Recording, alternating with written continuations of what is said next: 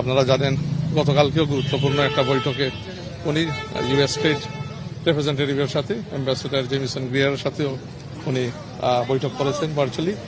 তো উনাকে ঘিরে স্বাভাবিকভাবে যেটা আমরা বলছি আগেও যে একটা আন্তর্জাতিক মহলে আগ্রহ আছে 25 তারিখের ঐতিহাসিক রিটার্নের পরে উনাকে ঘিরে এই আগ্রহের প্রেক্ষাপটেই আপনার you are seeing exchanges between various ambassadors, high commissioners here in Dhaka with the chairman, Tariq Rahman Sahib.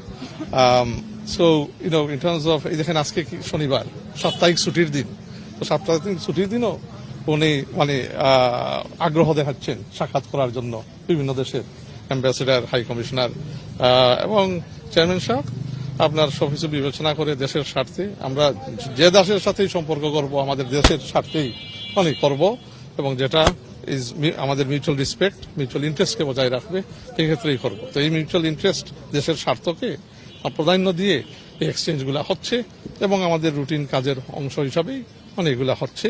Of course একটা ওভারওয়েলমিং আগ্রহ ওনাকে নিয়ে, যেহেতু ওনারা দেখছে যে তারেক রহমান বাংলাদেশের মানুষের কাছে কি এবং বাংলাদেশের মানুষ তারেক রহমানকে কোন জায়গায় দেখে, তো এইটা তারা উপলব্ধ they can feel and feeling that they are eager to exchange views with him and vice versa.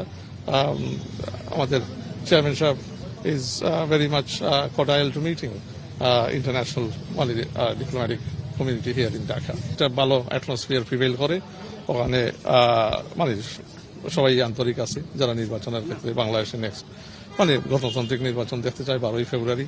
আমরা একটা ট্রানজিশন পিরিয়ড, এইটা আমরা গত 15 বছর গেছে একটা স্বৈর শাসককে, এখন বাংলাদেশের মানুষ এই স্বৈর শাসককে বিতাড়িত করে এখন একটা ডেমোক্রেটিক ট্রানজিশনের দিকে যাচ্ছে 12 ফেব্রুয়ারি।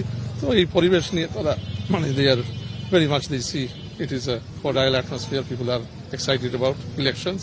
তো সেই হিসাবে আজকে যারা আসছেন তাদেরও মত কোনো ডিফারেন্ট না। বলছে বা কি আলোচনা হয়েছে একটু বলবেন আমাদের? না, নির্বাচন নিয়ে ওই রকম কোনো স্পেসিফিক আলোচনা হয়নি। এটা হচ্ছে উনার ভাবনা, উনার ভিউ পয়েন্ট।